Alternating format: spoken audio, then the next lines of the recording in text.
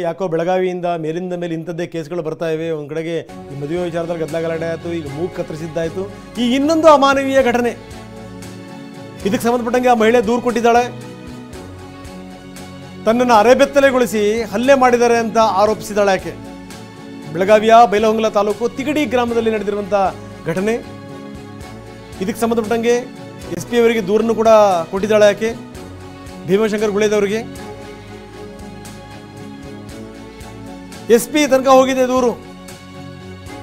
ನನ್ನನ್ನು ಅರೆಬೆತ್ತಲೆಗೊಳಿಸಿ ದೌರ್ಜನ್ಯ ನಡೆಸಲಾಗಿದೆ ಅಂತ ಆಕೆ ದೂರನ್ನು ಕೊಟ್ಟಿದ್ದಾಳೆ. SP ಈಗಾಗಲೇ ಸೂಚನೆಯನ್ನು ಕೊಟ್ಟಿದ್ದಾರೆ. ಈಗ ಇದಕ್ಕೆ ಸಂಬಂಧಪಟ್ಟಂಗೆ ಮಹಿಳಾ ಠಾಣೆಯಲ್ಲಿ ಪ್ರಕರಣ ದಾಖಲಾಗಿದೆ. ಯಾವ್ಯಾವ ದೂರು ದಾಖಲಾಗಿದೆ ನಾವು ತೋರಿಸ್ತಾ ಇದ್ದೀವಿ. 384, 201, 427 ಹಲವಾರು ಸೆಕ್ಷನ್ಗಳ ಅಡಿನಲ್ಲಿ ಮಹಿಳೆ ಜಮೀನಿನಲ್ಲಿ ಹಾದು ಹೋಗಿತ್ತು ಒಂದು ಪೈಪ್ಲೈನ್. ಅದನ್ನು ತೆರವಿಗೆ ಮನವಿ ಮಾಡಿದ್ಲು ಈಕೆ. ಇದಕ್ಕೆ ಕೆಲವರು ಬಂದು ಈಕೆ ಮೇಲೆ ಹಲ್ಲೆ ಮಾಡಿದರು ಅನ್ನುವಂಥ ಆರೋಪ. ಯಾಕೋ ಮೇಲಿಂದ ಮೇಲೆ ಬೆಳಗಾವಿನಲ್ಲಿ ಇಂಥದ್ದೇ ಕೇಸ್ಗಳು ಬರ್ತಾ ಇವೆ.